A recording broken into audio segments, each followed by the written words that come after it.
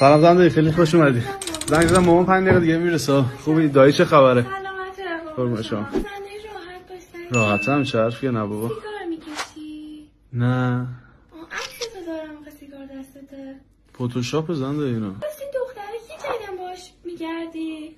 مثلا اهل این حرفا نیستم زنده. عکستو خودم دیدم بدون عکستون ایناش. عکاسی کار میکنی جدیدن زنده ای؟ باشه رفتی نه همکارمه. میدونی یه خورده به لول خانوادگیمون نمیخورد. لول خانوادگیمونو بگو. آره رضا کشمش تو کوچه ما رفیقی نه؟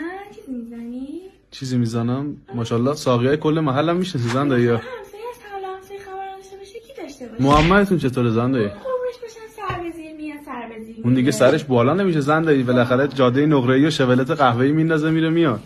نه خب بار محمد که آماده میشه میگه 200 کیلو کشمش گرفتم با زنده‌ای داریم پاک میکنیم.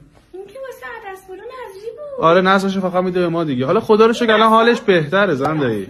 الان با این دختره دوست شده. حالا درسته 24 سال از محمد بزرگتره، 3 تا بچه داره، ولی خب دختره جمعش کرده دیگه.